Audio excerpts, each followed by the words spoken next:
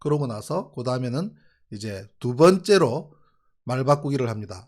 프로펠러 3번 말 바꾸기 중에서 두 번째는 두 번째 꼭지입니다. 자, 프로펠러 3번 말 바꾸기 가운데 두 번째는 관성에 의해서 휘어졌다고 거짓말을 합니다. 이번에는 관성에 의해서 휘어졌다. 이 관성이 뭡니까?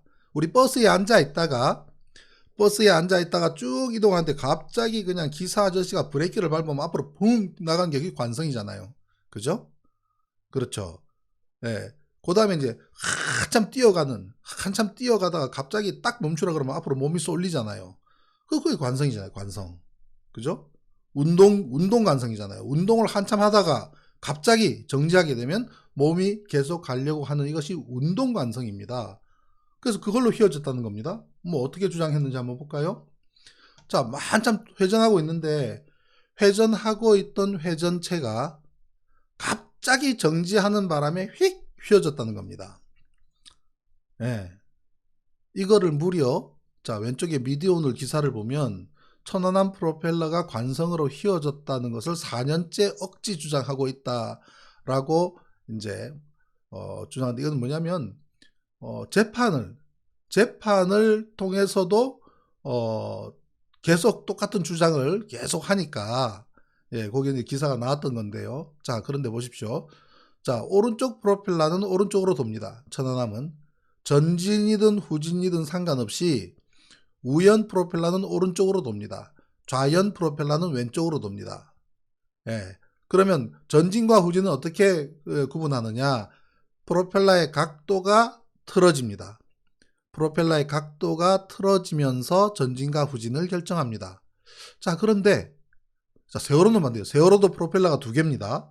세월호도 프로펠러가 2개인데 우연 프로펠러는 왼쪽으로 돌고 좌연 프로펠러는 오른쪽으로 돌고, 세월호는 그렇습니다.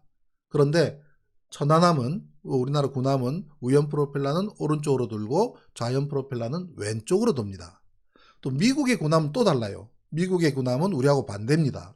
아무튼 그거는 프로펠러의 회전에 따라서 뒤에 나오는 이런 약간의 차이는 있지만, 아무튼 프로펠러가 2개인 것은 배를 곧장 앞으로 가게 하는, 그렇기 때문에 또 추진력도 높이기 위해서 프로펠러를 2개를 쓰는 배에서는 그렇게 반대로 돌아갑니다. 자, 그런데 오른쪽으로 회전하고 있던 프로펠러가 갑자기 정지해서 관성을 먹었다면 날개가 오른쪽으로 꺾여야지 왜 반대 방향으로 꺾이냐라는 문제가 제기가 됐습니다. 이걸 처음에, 저도 이걸 놓쳤어요. 처음에 이 문제를 꺼낸 사람이 누구냐면 노종면 YTN 해직 기자입니다.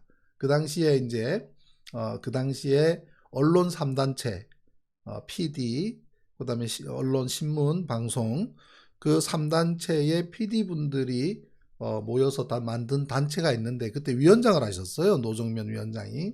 그래서 노정면 위원장이 이 사건을 들여다보고, 야, 관성의 힘으로 휘어졌다고 치자. 그런데 왜 방향이 반대냐? 라고 문제 제기를 한 겁니다. 왜 방향이 반대냐? 이 논리의, 이 주장에, 이 지적에 이 두 번째 논리는 와르르르 무너집니다. 잘못됐다라고 인정을 합니다. 그러면서 뭐라고 그러냐면요. 그렇다면 이거는 미스테리다. 미스테리라 그럽니다. 프로펠러가 다치는 사고 원인의 90%가 좌초입니다. 좌초하면 프로펠러 숱하게 다쳐요. 예. 왜? 배 밑바닥보다 프로펠러가 조금 더 밑으로 돌출된 경우가 많기 때문에 그래요. 좌초하면 프로펠러 제일 많이 다칩니다.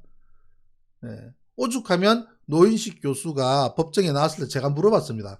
아니, 프로펠러는 좌초에 의해서 손상이 있는 경우가 거의 90% 이상 아닙니까? 라고 이야기했더니 그럴 겁니다. 그래요. 본인도 인정을 해요. 90% 이상이 프로펠러가 손상되는 메커니즘의 90% 이상이 좌초인 경우가 아니냐. 그리고 선박사고의 90% 이상이 좌초 아니면 충돌입니다. 예. 그런데 아주 특이한 경우를 갖다가 이렇게 상정을 해서 논리를 만들어 놓고, 그게 아니면 이거는 미스테리, 그런 식으로 거짓말을 했다가, 어쨌든 논리는 또 만들어야 되잖아요. 세 번째 논리를 또 만드는 거죠. 자, 일단 요거부터 한번 볼까요? 관성. 예. 이게 전진과 후진은 이렇게 결정을 합니다. 각도가 프로펠러 날개가 이렇게 있는데 각도가 달라집니다. 요거를 가변 피치 프로펠러라고 합니다. 예, 가변 피치 프로펠러. 아니요. 시사타파에 나오는 노정열 방송인이 아니고요. 노종면, YTN 해직 기자님, 노종면 기자님이십니다. 예, 가변 피치 프로펠러는 각도가 휘어지면서 전후진은 결정을 하는데요. 그러다 보니 전진과 후진을 반복합니다. 이때 항해 당직사관인 박연수 대위가 깜깜한 밤에 갑자기 배가 안 나가니까, 턱 얹혀서 안 나가니까 놀래가지고 이거 왜 이렇지? 전진, 후진, 전진과 후진을 반복해서 프로펠러를 돌리는데 배가 뒤로 빠져나가요. 후진에서 빠져나갑니다. 그러다 보니 전진과 후진을 반복하다 보니 S자로 휘어지는 겁니다. 이게 S자로. 이거 우리 이제 천안함급의 이 초계함들이 노후화돼서 퇴역하는 배들이 생기거든요. 그럼 이거 테스트 해봤으면 좋겠어요. 예, 어차피 폐선시킬 거면 테스트를 해봤으면 좋겠어요. 360kg TNT 그 밑에서 한번 터뜨려보고, 예. 아무튼 이 휘어진 각도의 S자 휘어짐은 천안함 지난 작년 10월달에 천안함 항소심 판결문에서 판사를 했습니다. 국방부가 여태까지 11년 동안 조작해온 거를 한 방에 뒤집는 거는 무리하다고 느끼셨기 때문에 일단 저에 대해서는 무죄를 내리면서, 그러나 북한의 소행으로 보인다라고 전제를 달면서, 하지만 두 가지 또 지적을 합니다. 어뢰의 하얀 백색 물질은 과학적으로 규명되었다고 보기 어렵다. 그리고 프로펠러의 S자 휘어짐 현상 역시 과학적으로 규명되었다고 보기 어렵다라고 지적을 했습니다. 그 말은 재조사하란 말이었어요.